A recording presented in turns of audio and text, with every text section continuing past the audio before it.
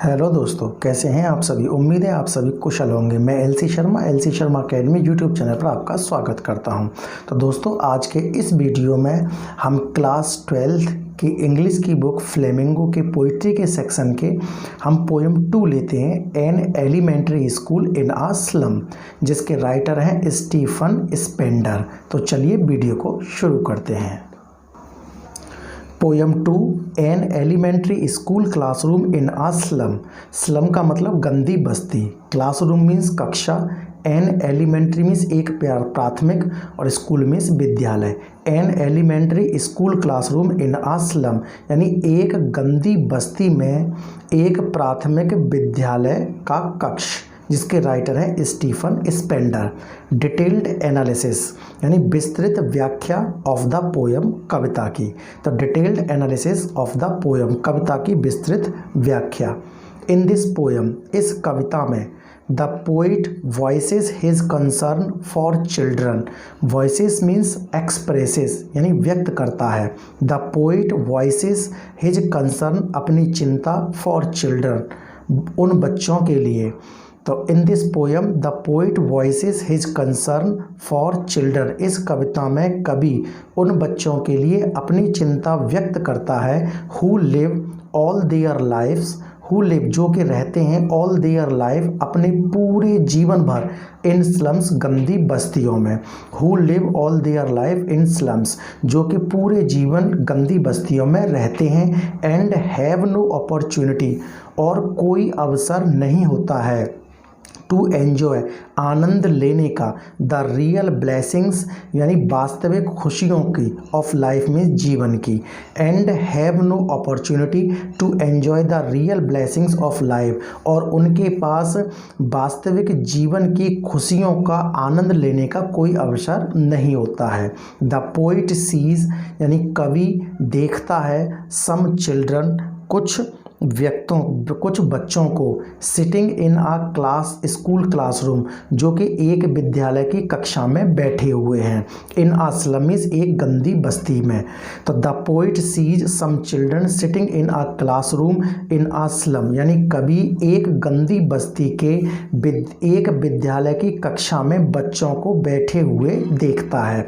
The faces of these poor children यानी इन गरीब बच्चों के चेहरे, हैव नो साइंस यानी कोई संकेत नहीं होता है, of on any warm blood running in them यानी किसी उनके चेहरे पर,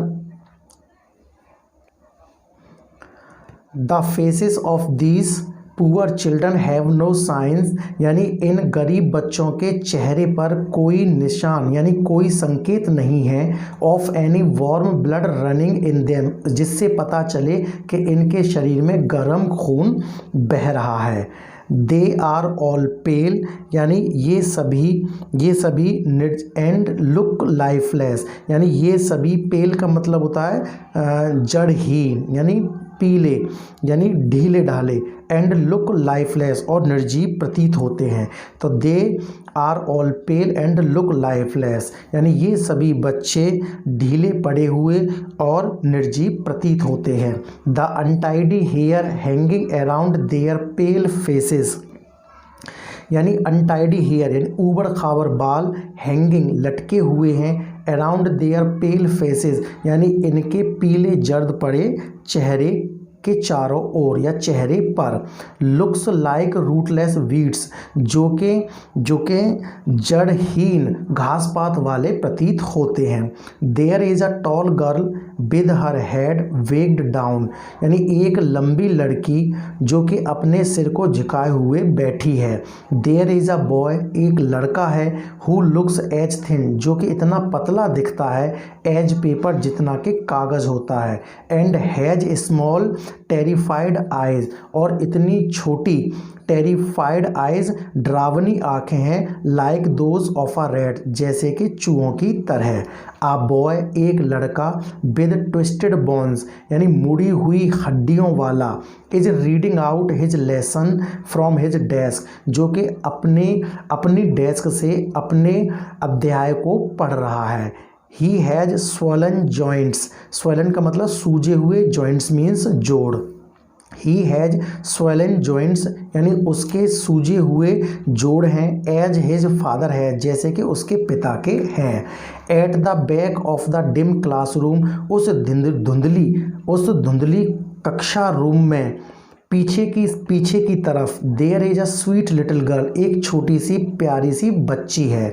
ही seems to be lost in his dreams he seems वह दिखाई देती है टू बी लॉस्ट खोई हुई इन हिज ड्रीम्स अपने सपनों में।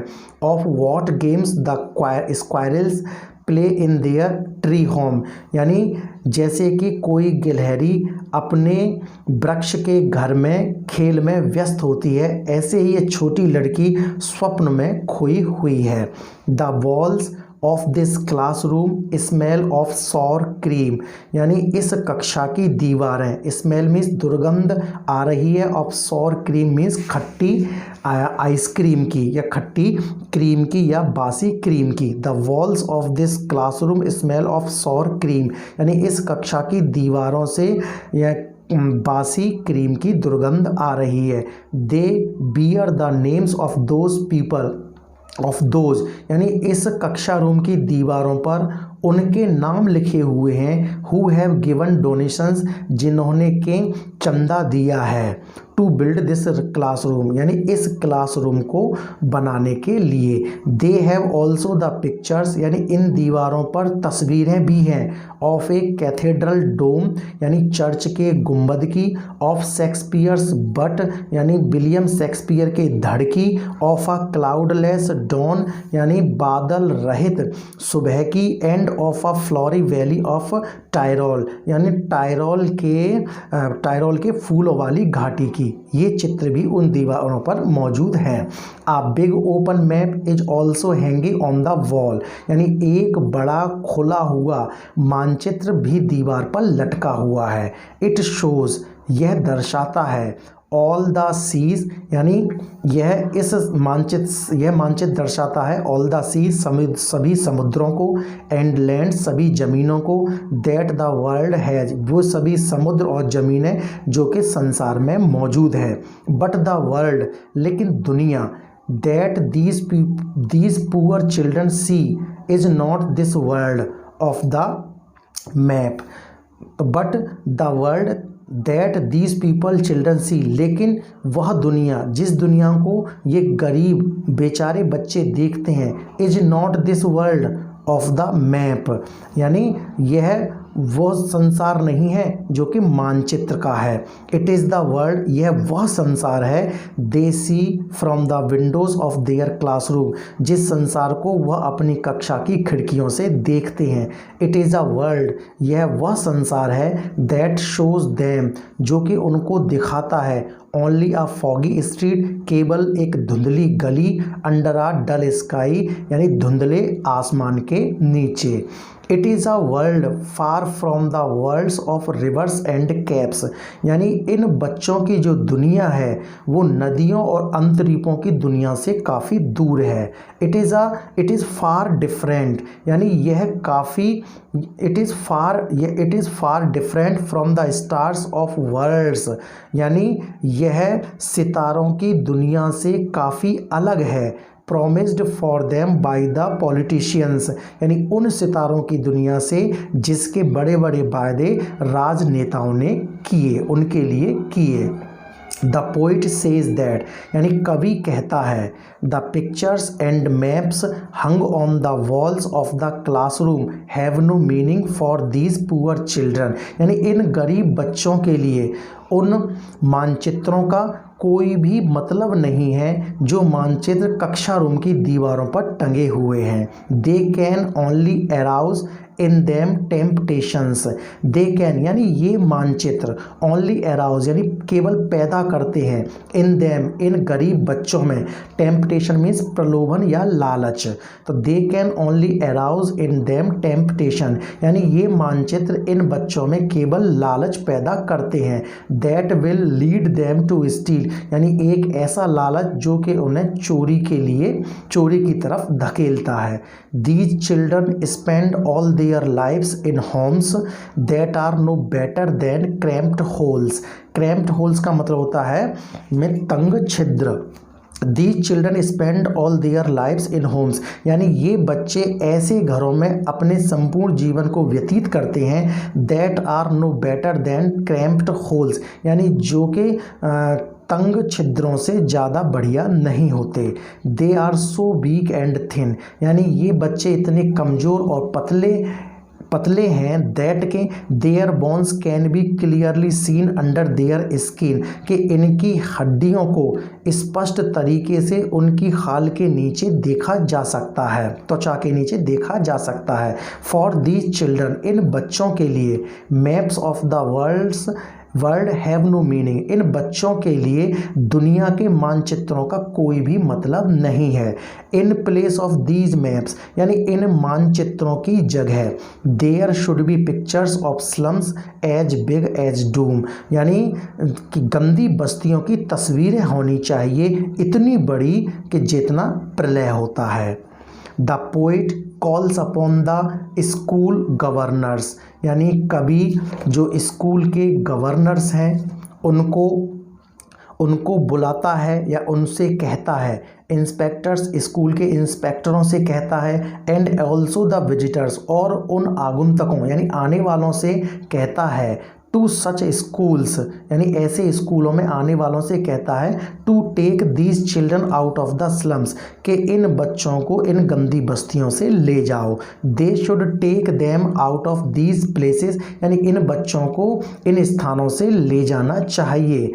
That are no better than catacombs, catacombs का मतलब होता है कब्र के तहखाने, यानी ये गंदी बस्तियां कब्र के तहखानों से भी अच्छी नहीं है।